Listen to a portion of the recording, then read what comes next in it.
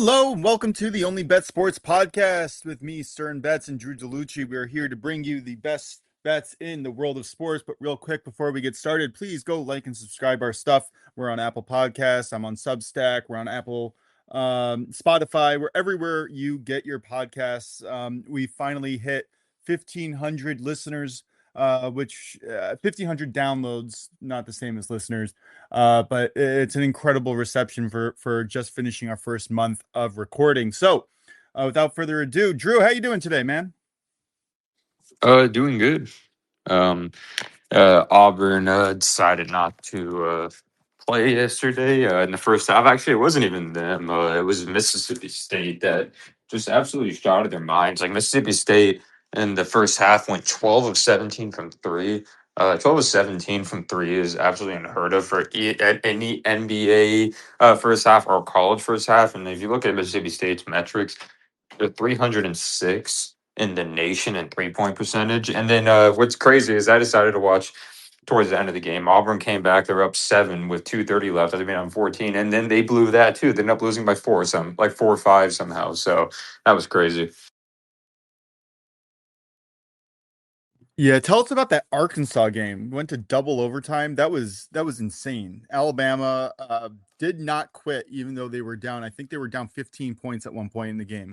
Oh, that was probably the game of the year. I've said this before, I believe, on the show, but I think Darius Acuff might be the most valuable player in the country to their team. He had 49 points, and they still forced loss. The problem with Arkansas also is they only had like 7 rotation players because they have people that are injured. So later on, they got tired, but also quite a bit of them fouled out too. Overall, though, I did take. I saw of course, your best bet Arkansas plus 4.5 did cover. I took their first half money line, and then I was kind of rooting for them at the end. Luckily, that hit, but then also the plus 4.5 hit too. But that was a crazy game. Arkansas, they gave up a lead, and then Arkansas looks like they're dead in the water. They made it to overtime. And then there was multiple chances Arkansas could have won that game because people forget they were up in the first overtime. Crazy to say the score is like 104 to like 99, and I believe they had the ball as well, and they turned it over. So they could very easily won the game. And then in the second overtime, Acuff tried to go for one of those like floater layups. The guy got it for Arkansas, but he missed the putback dunk to send it to the third overtime. But that was an amazing game, Oh 115 to yeah, 117. it's unreal. I could not believe if he had just shot the ball maybe a second earlier, they would have won that game. That was pretty brutal. But you know what? You cover the spread. So what else can you ask for? My Champions League picks yesterday did not do as well as match day one, where I went 2-1. Nothing hit. So thank God I was following Prince's picks, or he had a fairly solid day yesterday. But at least my picks on the show here, my 3-leg parlay, Florida Gulf Coast, Arizona, St. John's, that came through. Arkansas plus 4.5, that came through. The USA 60-minute money line did not come through, but my live bet on the show, Canada money line and the USA money line, did come through thanks to an exciting late goals. Actually, I think in both of those games, USA was winning 1-0 going into like a few minutes left in the third period, and they gave up a goal. They did win in overtime, but not good enough to get me that win to sweep at least my regular plays there. Real quick, just recapping. Oh, sorry, go ahead.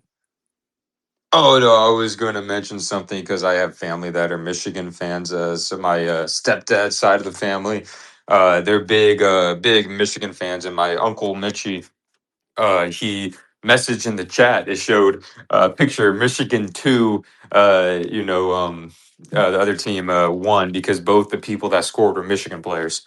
So Yeah, it's that's Quinn pretty wild. Hughes, That's a and I forgot the crazy other one. yeah. Yeah. And yeah, just to recap real quick, we have the PGA starting right now. This started going off the Genesis Invitational maybe an hour ago. You can still get my best bets in for the day though. I have a full tournament matchup targeting Matt Fitzpatrick. I like him to beat who was it? I lost my notes, of course. I like him to beat Harris English. This is minus 112 over on DK. I'm not really sure why English was favored in this matchup. The juice was pretty high. The vig was pretty high from the books on this one. I also like a top finish parlay with Scotty Scheffler top 20, Rory McIlroy top 30, and Cameron Young top 40. As EC would say, tell me how this one loses. Minus 106 on DK. And if you wanted to add somebody, I think that DK has a as long as the odds are plus 200 on a top finish parlay, they'll give you a nice boost. But I couldn't really find a quote unquote safe way to find that. And then lastly, I have Scotty Scheffler just to win the whole tournament at plus 340. The line has been bet down, but I believe that there may be a boost somewhere where you can bet a winner and maybe get that closer to the price where I got it. Any thoughts on golf before we head into college basketball? Yeah, definitely. I've been, watching the horse the lines moving golf. I believe Scotty tips off in about 3 hours exactly. So it'll be interesting. Like, if you guys are Scotty Scheffler betters, and I love Scotty Scheffler, is what you want to hope for. I know this sounds crazy, but if you haven't bet him yet, what you want to hope for is these players start off hot, because even though he hasn't tipped, these odds for Scotty to win can raise if these other players do start off hot. Yeah, and looking at the board right now, you have a lot of minus twos on the board, with only the first four rounds going through. So it looks like it could be a very low scoring game. And when we say low scoring golf, that's better. You want the low score. You do not want the high score. The goal is to beat the course. It's very interesting. When I first got into golf just a few years ago, it was definitely a fundamental shift in understanding how they play the game. And honestly, there's not a lot of more fun things than having a 4-day sweat on a tournament here, because you have to be so darn perfect for so long, competing with so many good people. I love it. Anyway, what do you got for us in college basketball today? I recorded last night with Prince our Europe and Conference League games, which are going off in about an hour from now, 12:45. So I didn't really get a chance to look through the slate so thoroughly the way I have been. So tell us what to look out for tonight. So I know I mentioned last night in our chat the NGIT minus 2.5. I believe they moved to minus 4.5 in some books. But I really love NGIT personally here. I think they continue to get disrespected by the books. You can actually find a lot of good value and kind of faulty lines that shouldn't be the case. Of course, if they lose, it'll probably because of variance, like we saw with Mississippi State, someone shoots out of their mind. But NGIT has been number one in the American East Conference for a reason. The last time the NGIT and Albany faced, NGIT beat them by 9 at their home. NGIT, I believe, is 10-2 in conference play, and they just overall metrically outdo Albany. And I don't see them dropping this game at home, especially I believe Albany is like 3-10 on the road, and NGIT is pretty good in conference at home. I really like him here. If you guys want to, and I might actually do, because I still think it's good value and I love doing these. I know Auburn didn't pan out, but a lot more panned out than we have. I really do like. I saw a line for NGIT halftime full time at plus 110, because I think this line is going to keep on moving. If you're not, because sometimes these games can be really close. NGIT has a really good offense. They usually are a wire to wire type team as well. So since you deal with two teams that are very low scoring teams, it's either going to be a very close game or a double digit win. So that's one I have that I like so far.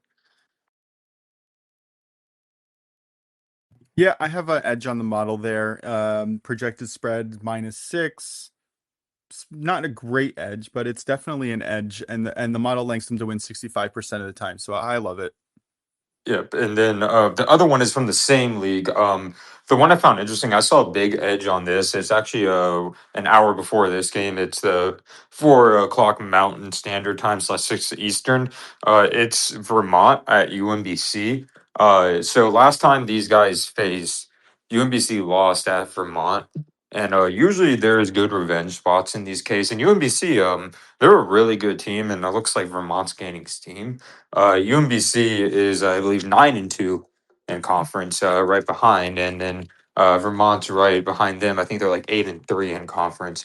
So it's something I like, or they're 9-3. But something I like about this is I remember watching that first game. Is UMBC had a chance to win that game, and they shot really bad. They're actually one of the top scoring teams in their conference, and they actually have the number one offensive rating and number one defensive rating in their conference. And they only scored 55 points that game. I think it was more so UMBC wasn't hitting shots in Vermont's defense. Yes, Vermont does have a decent defense, but I like how this UMBC team rolls, especially when they're at home. I've seen this team, roll past NJIT, who's number one, and they shoot really well. They can shoot the free throw line, shoot the free throw well. So I do like UMBC to win this game and get revenge. You can take plus 1.5 Yeah, right now, actually, I for have. them. Yep, yep, and that's what I was gonna say. That's that I have a lean. I already played it actually, based on the model. Just a quarter unit, but I do like that play, and I'm gonna be sprinkling a little bit more on that because you like it as well. But yeah, definitely give me the home team here, and an expected close match. I think that they can probably get it done, and their offensive metrics are really much better. So yeah, love that, man. Yep, and anytime you guys, of course, see these kind of games, I believe they're on ESPN. This is what I call it's called American East, right? The tightly compacted. There's not much travel here, but the home team usually wins in this case. You know, they're traveling from Vermont to Maryland. So I do like them there. And then there's other no games on the slate that I had mentioned to me. We actually have some. Um, I forgot the conference name, but with North Texas, the North Texas conference. But I know some people were asking me about like the North Texas game. So North Texas, they're a very weird team, especially when they're home. Tulane is plus 6.5 at North Texas. I'm actually talking about this, but I know if some viewers want to know, because I know people like this conference as well. Tulane is a very weird team, and so is North Texas. North Texas relies, I know we talk about this. They're all defense, and they're basically no offense. But the problem is they have a really big home whistle. They shot 41 free throws when we were on Memphis the other day, about a week ago. So something you need to be wary of with North Texas is they do have a good home whistle. They know how to get to the line, even though they're not supposed to be a good team to do that. And Tulane can score. Tulane has one of my favorite players, Bromba, who's one of the coldest dudes in the I would say in the conference in general. So personally, that's a very hard game to judge. I would recommend to stay away from that game. 136.5 is right where it should be because both the teams can go stagnant from the field. But I would say another game is also we have Cal Poly going to the island, Hawaii. Something I learned on also the spread dropped. Something I learned is when people go to the island, it's a terrible travel spot, guys. You need to think about this. It's at a 5-hour flight. They have to fly. They have to adjust to a 2-hour differential at this time, going backwards. They're going to be playing at 10 p.m.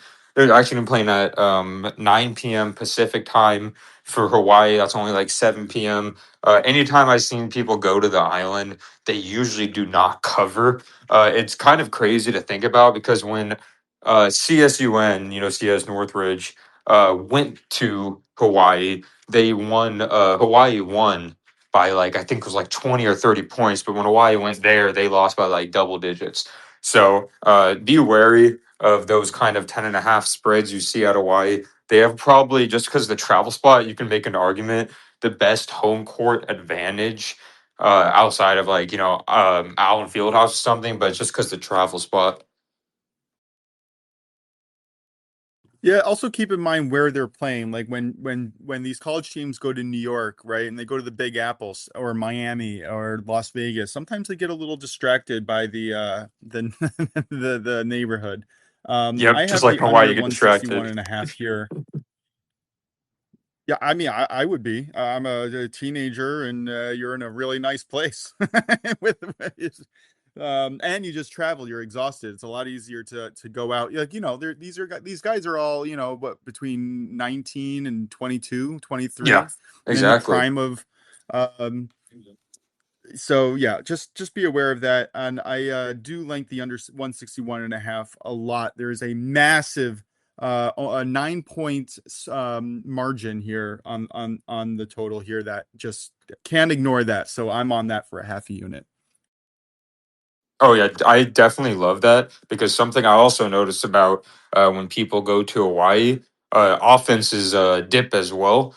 Because something that I found too as well is this: if you look at all of Hawaii's like conference games at the island, right? So the opposing team has scored the following: 69 points, 59 points, 61, 66, 71, 68, 67. So I know Cal Poly is a high scoring team, but offenses usually dip when they go to the island just because of just traveling, feeling exhausted, just environment and all that. Tired legs. You'd rather control the pace of the game early on, which usually allows you to get the under in that game. Anything else in college basketball before we head on to the return of the NBA? No, something I will say is a good look ahead is we have Michigan. I'll say this for Saturday for sure. We have Michigan at Duke. It's the only line open between right now Friday and Saturday.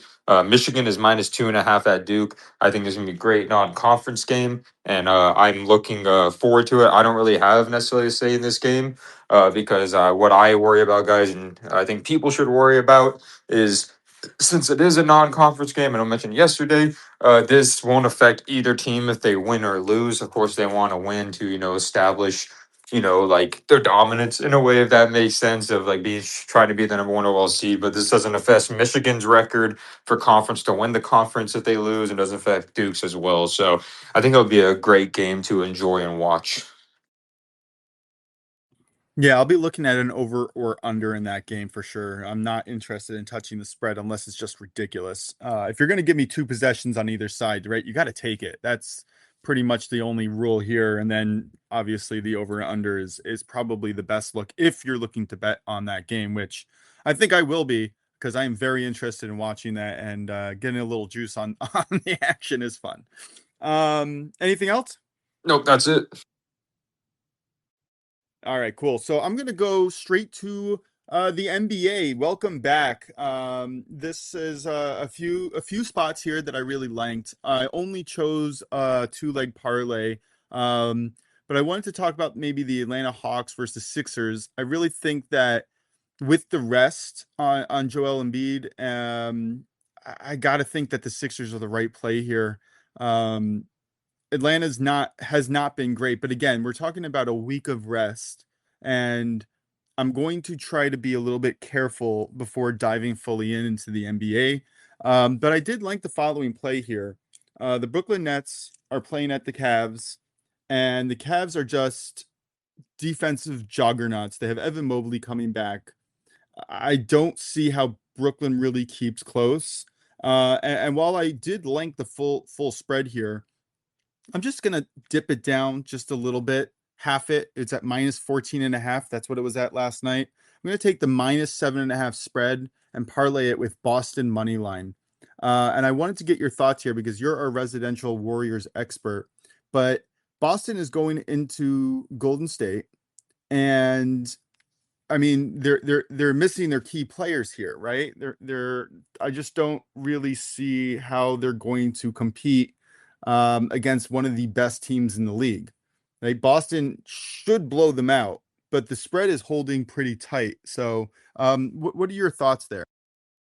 So, personally, something I learned just history wise, when the Celtics, when the Celtics play the Warriors usually like own them at home. Ever since that finals, I've noticed, in that case. But that, of course, was with Curry. The something though I did see that Kristaps Porzingis might end up playing this game, and he says he feels really good. So I think that's why the line is standing still because I personally think the line will move more for the Celtics if Porzingis doesn't play because I think he could make a difference even if he plays like 20 minutes or so, especially with his size. So personally, I'm always going to hope my team wins at the end of the day, but I feel like -5.5 is not enough for the Celtics, especially since they can go on one of those runs that the Warriors may not be able to stop. And also, something I know with Warriors games, if they're not hitting their threes, they'll be in big trouble. Yeah, and just to keep in mind that the spread opened up, I think, at -2.5. Now it's at -5.5. Last night it was at 4.5, and um, yeah, I think that's spot on. I think Boston kind of blows them out, but I'm gonna play it relatively safe and just the money line and hope that they don't get hot shooting. But like 80% of the public's on Boston on 79.57 on the money line and 81.87 on the spread. They're all on Boston. So I don't know. Usually I like to fade the public and go with the sharp money, but it looks like everybody's just fading the Warriors here without Steph Curry. So I'm going to be interested to see that game and maybe hedge live once the Cavs take care of business, you know? Yeah, I completely agree with that. There were a few other spots here. The Raptors at Bulls, I thought that was an interesting one. Gotta lean Toronto, right? Phoenix at Spurs, that's going to be a really fun game as well. I'm looking forward to see how Wemby comes in with full rest. He is really so much fun to watch. He is. And then my last lean of the day really was the Nuggets at Clippers. I thought that the spread was just a little low on Denver, and it's ticked up a little bit. You can still get this at -4. I might come back to this and play it. I don't see the Clippers really being so competitive here. Kawhi Leonard has not necessarily. Oh, I see here he's actually been ruled out. So I'm expecting Joker to completely take over this game. Um, yeah, I really like Denver -3.5. You any thoughts on that game? Yeah, no, yeah, I'm always a fan of Denver in general, to a fault. Yeah, I personally like that game. All right, I'm gonna play this at a half unit. I might upgrade it to a full unit later on. I'm getting the Oh, I -4 on Caesars, -110. oh since we already Or passed you it, on I the other actually side? Oh no, I was saying since we already passed it, I forgot to mention. I do have an over under play about a game we just mentioned. So, Yeah, before I forget, yeah. So yeah. something I do like in the Sixers game. I know I think the Sixers do win, but I don't know if I sound crazy, but I think 230.5 is too high for this kind of game because personally, both offenses can be very inconsistent at times. And I can see this being under 230.5. I don't see this going over that. I can see like shots being missed constantly, and I don't think it's going to be as high scoring as people may think.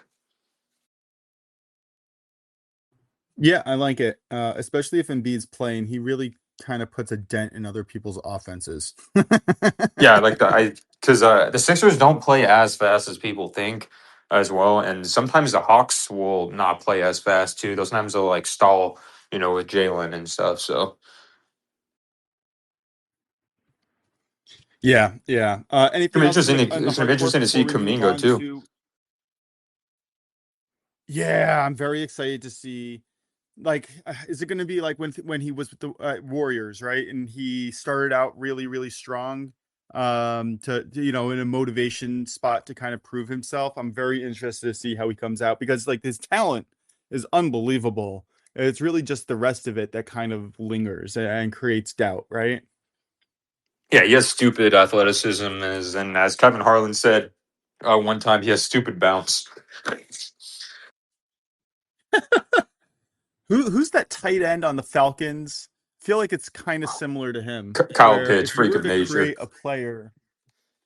Yeah, it's just if you're going to create a player and just max out all the physical attributes that you want, it's it kind of feels like that a little bit. Oh yeah, Jonathan Minga. I think he will. I hope he does well. I'm not gonna be a salty Warriors fan. I think he's one of those. He's one of those players. I think he will be motivated. And I always thought he was an incredible talent because he slowly realized he can drive to the paint and no one's gonna stop him. Yeah. Yeah. It's yeah, that's for sure. All right, let's move on because I got a game going off in about an hour from now. Women's Olympic hockey final. This is, I mean, I know we're talking about a lot of sports here and there's a lot to cover, but I think this might be the game of the day. You're having Team USA face Team Canada. Both teams have been absolutely dominant. Their underlying metrics are actually very similar. I think that there's value actually on Team Canada on the spread plus 1.5 at plus money. I think that there is solid value there. I think it comes down to the wire. But I'm gonna go with an under sweat in the first period. Give me the first period under 1.5 goals. I got this at minus 130 on Caesars. I think it was a Caesars. I think I really like this look. I was going to go with the full game under, but it ticked down from under 6.5 to under 5.5 last night, and I just didn't feel comfortable taking the lower number, so I decided to attack it in a different way. Both of these teams, I think, are going to come out a little bit slower. They're going to try to dominate the game in possession, and that usually allows for an under to kind of pass through. Wouldn't be surprised if this game doesn't even open up until the second or third period. So yeah, give me the first period under 1.5 goals at minus 130. And of course, you can use that boost wherever you find it because they're everywhere. Any thoughts there? Yeah, I love. I can't wait for this game. U.S. I believe U.S. women's hockey team set record for most consecutive shutouts. Right? Is that correct? Yeah, I think so. They're Oh, unbelievable. oh They're yeah. just So that leads me to unbelievable. my Their value defense pick. is tight. So that leads me to my value pick that I like. In DK, you can go to win with the shutout. USA is plus 370. So I am going to probably on that, I'm going to put point 0.2 units on to win in a shutout for that. I like the plus 370. I'm going to keep this going. I actually did it last game too, and it was actually a higher, I think it was against Sweden. But in that case, so I like that value here. I think US, I know it's hard to shut out people and especially women's hockey or in hockey in general. But I just like how this women's hockey team has personally been rolling, and the goalie has been insane. So I'm going to ride with them. And then what I will do is, if I notice to shut out the 2 periods, I'm going to look for hedges. Yeah, you could probably get their team total right now is sitting at 1.5, which kind of tells you a lot. So if you can get through the first period without a goal from the Canada side, you can probably get their team total over a half a goal at probably not decent money, but getting close. And then halfway through the second period, you could probably get a even money for just scoring one goal in the game, which and again, US dominates possession, but they could let it up against a really, really slick Canada team that is no If joke themselves. if Canada scores in the first 2 minutes, I'll be like, ah, dang it. Well, I hope they don't either, because I got the under. That's gonna be a fun game to watch. Like I've never said that before in my life. We've got golf going on, we got NBA, we got college basketball, we got baseball, which we're gonna come back to. You posted something in our chat, which I'm very excited to mention. And the game of the game, the game of the day is going to be women's Olympic hockey. Nothing I thought I would say before, but it's definitely true. And then looking ahead to men's Olympic hockeys, we got the semifinals Friday, Canada versus Finland. That's going to be crazy. They're dealing with a crazy injury to who was it? Who got injured yesterday? Crosby, right? Sidney Crosby. He got. I think I Yep. saw the play. He was bashed on the boards and then had to leave early, which really I think dented the Canadians' momentum in that game and may have allowed for a little bit of a shakier game overall. But I think that they bounced back here, even though Finland is playing phenomenal. Their goaltender is playing way over his head. It's an anomaly statistically. He cannot keep this up. He has stopped 91 out of 97 shots so far, which is just that's stupid. It's just stupid. And then USA is facing Slovakia, and I think that the United States is going to wake up a little bit after last game's scare, even though Slovakia can hold its own. I really do like a USA Canada parlay here. Um, I'm gonna see what the number is after we get off the show. Anything else in the Olympic world? We have so many games. Yeah. I'm really Oh, kind of sad definitely. that the only thing that we got to in Olympics is hockey because there's so many great things going on. But yeah, give us what you got. First thing I'll say is then I'll go to men's hockey. Sadly, the USA curling team, I believe, is eliminated. Um, I believe, yeah, I believe so. Because when I saw it, yeah, they were eliminated. They didn't make the semifinals. I think both the women's and man lost to Great Britain. So that's sad on that front. And then when it comes to men's hockey, what a magical run it has been for Slovakia. I don't think anybody expected them to do what they did to Germany. So that's impressive. But I agree with you with the USA front.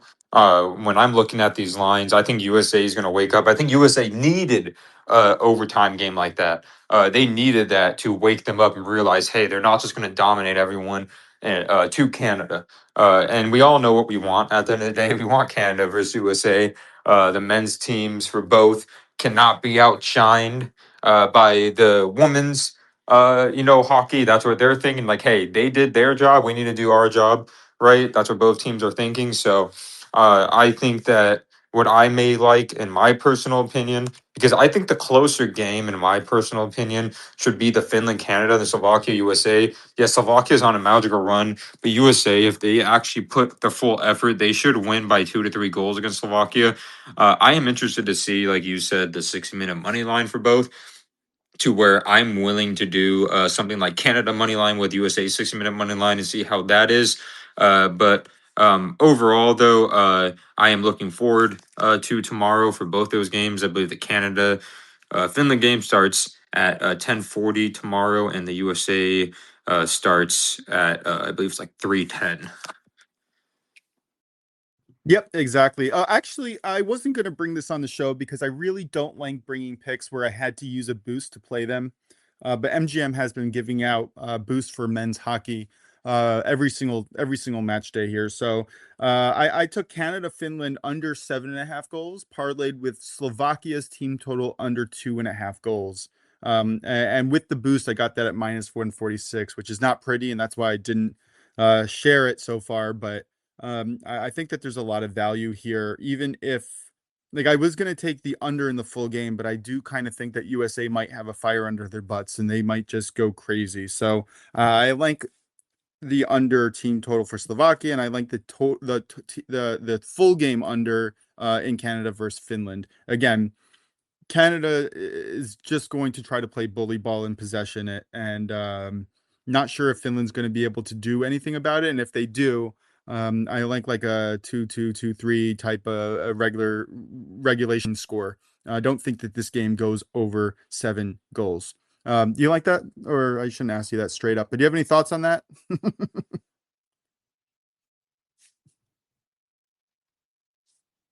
Oh, no thoughts at all on no thoughts on that. All right, yeah, we're gonna I'm gonna dive into the metrics a little bit later tonight to see if we can get any more best bets. And is there anything else we want to cover? Yes, there is. Preseason starts tomorrow. That is exciting for baseball. I'm very excited to start getting into that. And tell us who's playing opening day for Major League Baseball. Yes, March. Of course, you guys know spring training lasts about a month, and then March 24th, 25th ish, the season starts, and we're gonna have a series. Like I know they announced it last year, it was a big deal, and it's actually coming now. Yankees at Giants, two of the most historical franchises in the MLB. This dates back honestly to when the Giants were in New York, and it was the class of the MLB was the Yankees and the Giants. You had Willie Mays, Willie McCovey, you had Atlanta Cepeda, and then the Yankees, of course, you had DiMaggio, you had like all the above with the Yankees. Just like their history, it's just I believe these are the top two teams with the most Hall of Famers all time. So I am very looking forward to that. When it comes to that, it's probably going to be on ESPN, and it's going to be a great historical matchup. Yeah, I'm very excited. So it's my Yankees versus your Giants. Um, well, I'm definitely going to have to play a game there. And you're right, by the way. The New York Yankees and the San Francisco / New York Giants have the most Hall of Fame inductees in MLB history. Yankees lead with 28, and the Giants have 20, which is, again, that's crazy. That's a crazy number. That's insane. Yeah, I remember seeing that, and it's just Yeah. absolutely absurd. Hopefully, we have one upcoming soon in Buster Posey. Yeah. Well, yeah. Yeah. I'm very excited for baseball season to start. That's really my bread and butter of where I lived before branching out into other sports. Um, but I think that might be it for us today. It was a very exciting show. We had so much to talk about. I'm gonna go put on golf right now until the Canada USA game goes on, and then I'm gonna start watching that. On the side of watching the Europa League. Oh, you know what? While we're here, I'm gonna give out my Europa League picks really quickly. I have a one plus goal parlay going off. I think this starts at 12:45. Give me Lille, Stuttgart, and Fenerbahce all to score one plus goal for minus 132 on Caesars. And then in Conference League, I had to get a little complicated here because I'm not as familiar with Conference League. So I took the teams where I felt the most confident in.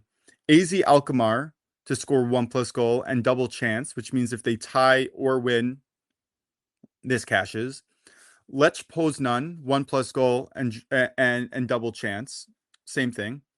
And Selji, one plus goal over on DK at a minus 119 payout.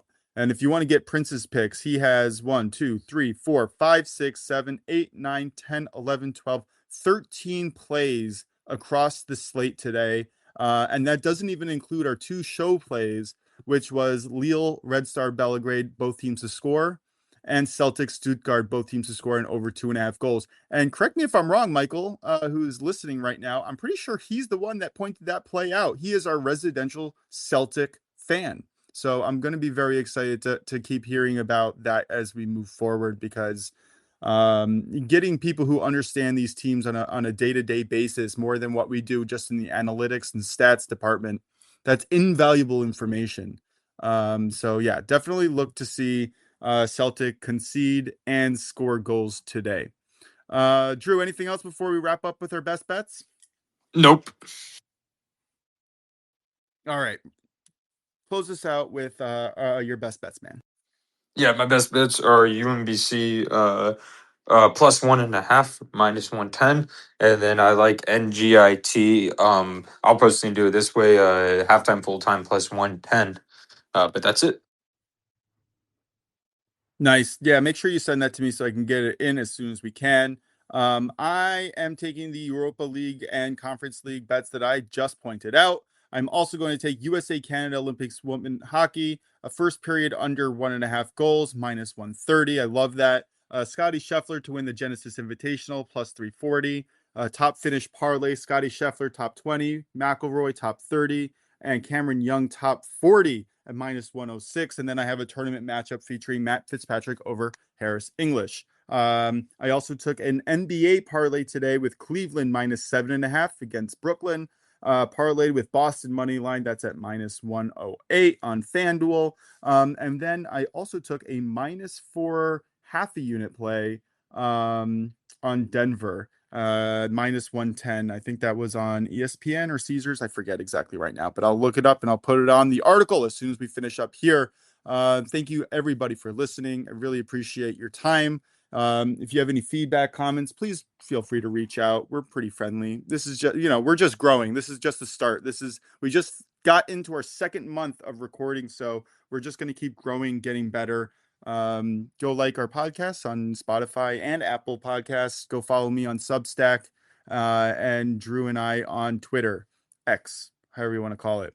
Looking forward to hearing Prince's reaction to the NBA on Monday. And from all of us, thank you so much, and we'll see you soon.